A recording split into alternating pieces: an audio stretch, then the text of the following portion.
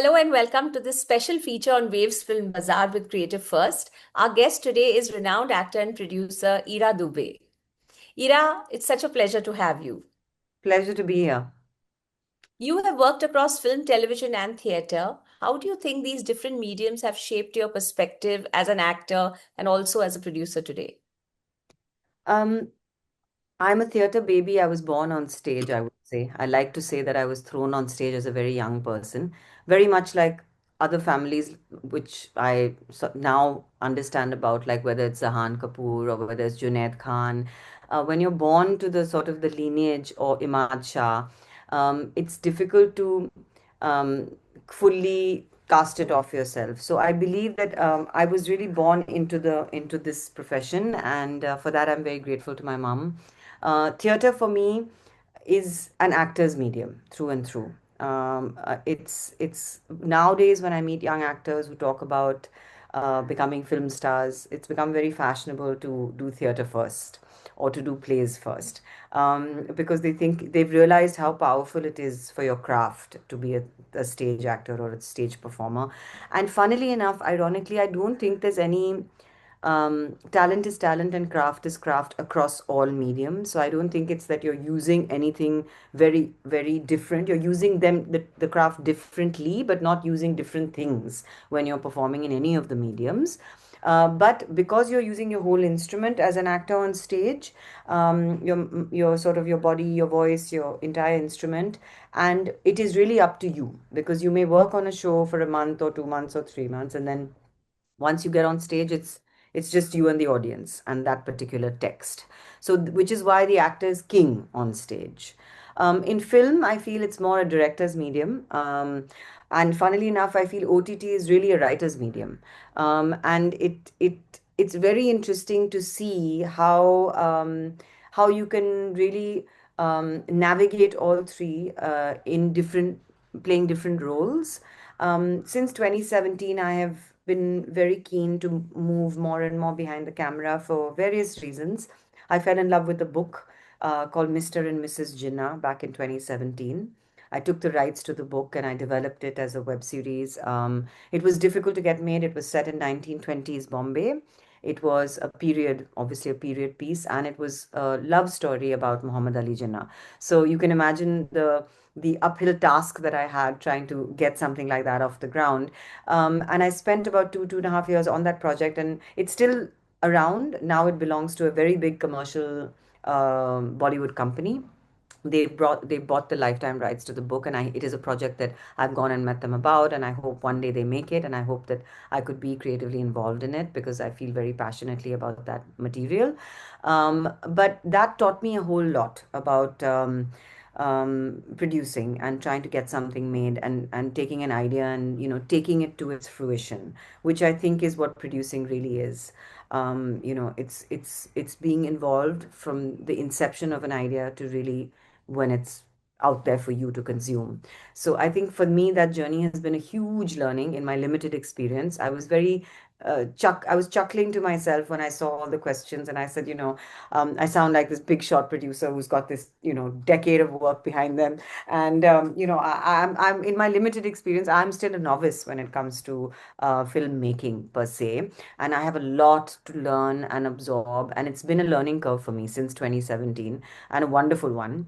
And I think as far as producing goes, also the other thing I feel very strongly about, I think which a lot of actresses feel, is being a woman in this industry.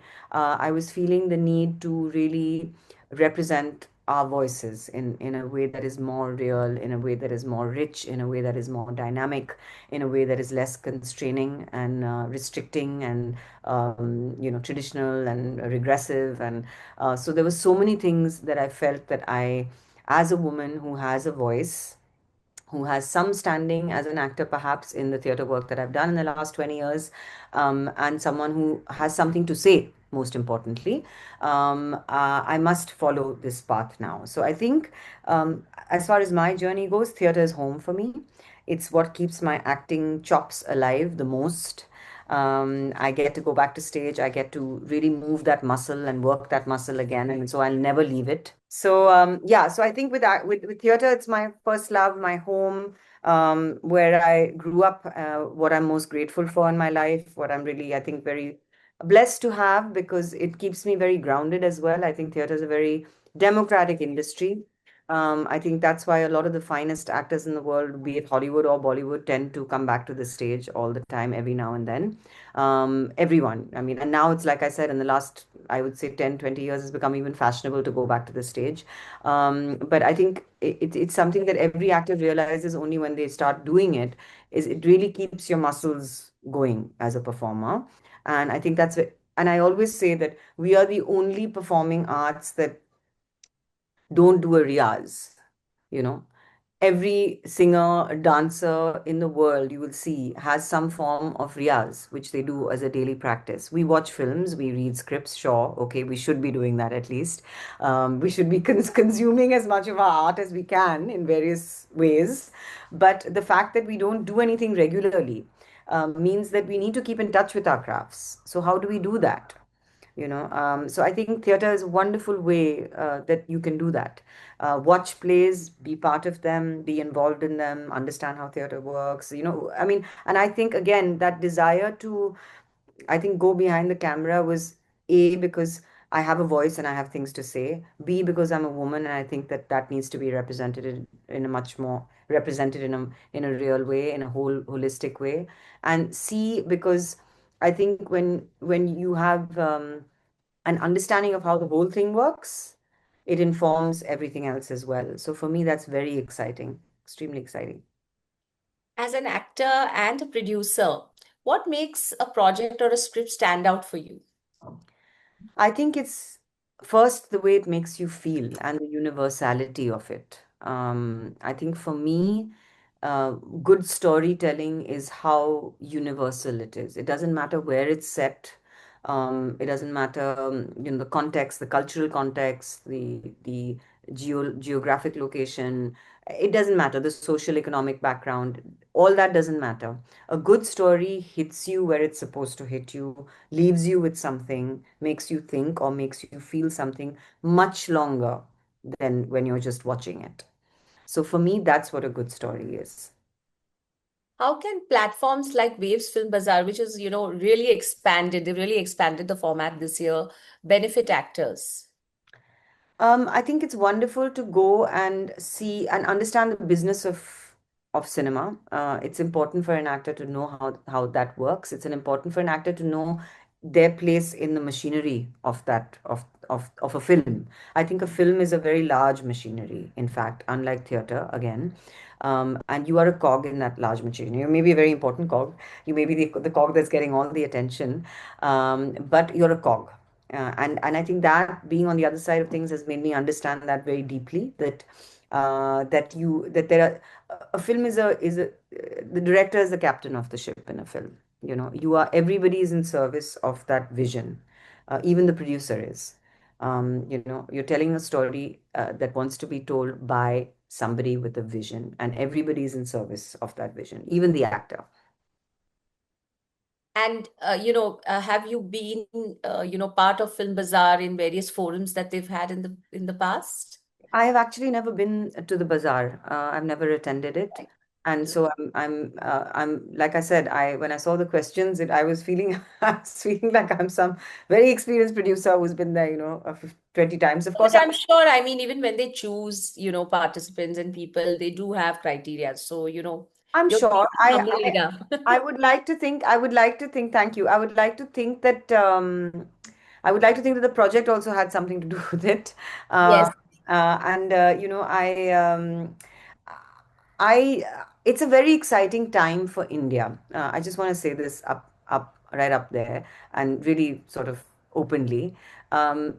I don't know what it is. I don't know if it is. I feel life is always cyclical and things, go up and then they come down, and that's the nature. And this is something you have to remember in our business as well, in any business. Whatever goes up has to come down. And as an actor, one really understands that very well. And I think that that's the nature of the beast. So I think in the world today, ever since globalization happened in the 90s and the early 2000s, and India has been growing as a sort of economic power as well. I think we have really just infiltrated the world in so many different industries and areas. We're everywhere. I mean, my mom laughs and says, Sindhis are everywhere, but I think basically Indians are everywhere. And we are really shining. I mean, I don't want to blow our own trumpet, but we are. And we're an incredibly diverse, incredibly brilliant, rich race. And so we really have made our mark in various industries. And I think in the last few years, even more so. If you look at fashion or the Prada Kolapuris, or you look at industry, or you look at business, or you look at economics, or you look at finance, of course, we've been up there from the beginning. People winning the Pulitzer Prize, literature, films at Cannes, Payal. So I think we really suddenly, I think everyone's attention, and I don't know, I'm not saying it is something that's happening um, because of any particular reason, um, or things.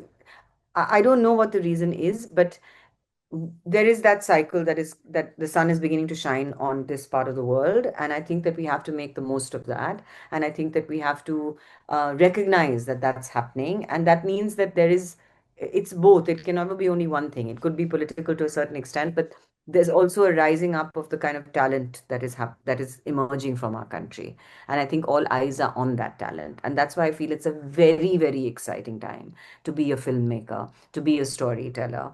And I'm really looking forward to the energy of what it's going to be like for those 5 days while I'm at the bazaar and meeting everybody who's there. I mean, I've seen the lineup of the delegates that are coming, and I went through that 700 people list, and it was daunting and overwhelming and kind of very exciting and scary, because one was almost like I was blind. I was just researching all these people and trying to look at, who is going to be right for me to meet or talk to or interact with. And of course, one has heard it's one big party, and if you don't make it productive, then you're not going to get anything out of it. So one is trying to be very. I've been very studious, very studious about this whole process, because I do want to make the most out of it. I feel that's the beauty of being in a creative field where, yeah, there's always fun and there's always pleasure, but there's a lot of business as well. And I think creative juices flow in the most unlikely places. The connections happen in the most unlikely ways, and you just got to keep your eyes and ears open, and go in with an intention, and see what comes out of that. So that's the hope, and one is very much looking forward to the bazaar. You are the founder of Leela Natak Company. Tell us more about your vision behind it. Yes. So Leela Natak, in fact, the name comes from Leela's got a beautiful meaning. It means divine play. It's a homage to obviously my theatre roots, as you can see from the Natak company. Leela is also my grandmother's name. I come from a line of very, very powerful, strong women, and I wanted to celebrate that, and I wanted to sort of recognize that. Um, and the raison d'etre is just, it's pretty simple. It's making cinema that resonates and has reach. It's giving voice to, I wrote this in I remember my mission statement very early on, and I've laughed about it so much, and all my male friends laughed about it, because it was about diving into the depths of human relationships with humor and with richness, of course, and basically creating universal stories which have some kind of rootedness in them. So rootedness, resonance, and reach, I would say, but also representing women's voices. And then in brackets, I remember putting, without ignoring the male ones. And I mean that. I mean that, I love men. I'm not one of those people who's a man hater. I think that it's a question of equal representation. It's a question of balance. It's a question of real representation. And I think that too often we fall into the trap of stereotypes, because unfortunately we still live in a very patriarchal culture. And that's the truth.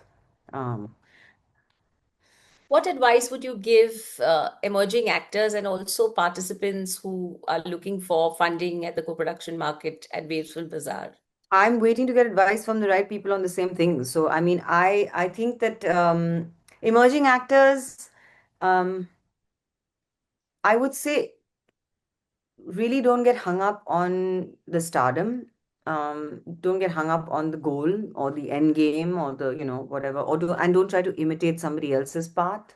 I think everybody has their own path, and the fun of it is to keep exploring that path. I mean, maybe one day you'll wake up. I know it sounds a little like, very woke now, People used to talk like this, people have been talking like this for centuries, but it's become very woke now to talk about, self-growth and discovery and all these kind of things. So I'm a little wary of using those terms, but I Right. feel I feel that I feel that creativity, the real joy is truly in the exploration of it constantly. Find things that excite you, find work that excites you, keep working, try to find things that keep your juices flowing. Like, I think that's a very important aspect of being an actor. You have to be very thick skinned to be an actor. There'll be lots of ups and downs, there'll be lots of rejections. Now, even more so, the understanding is that it's not me per se or my talent per se that didn't let me land that role. It's a combination of so many factors that I will never probably understand, that are out of my control. So know that, understand that, never, ever, ever um, let yourself let go of your self belief, because that's all that's going to take you through life. And don't compare, don't compare yourself to, I'm that actor and this actor. And like I said, everyone has their own journey. And my main thing would be, keep exploring your craft, you know, and try to forget about the result. The Gita says it's much easier said than done. But just do the work, explore the craft, enjoy it, have fun, I mean, you're in such a wonderful profession, such a wonderful profession. So just enjoy the ride, you know. Ira, I'm sure you're going to also have a great time in Goa. All the best for Waves Film Bazaar. And Thank we you look so much. forward to your upcoming work with great anticipation. Thank you so much. Thanks so much for your interview and the lovely questions and for your time. And I wish everybody at the bazaar all the very best. Can't wait to be there. Thank you. That was Okay. great. Thanks a ton.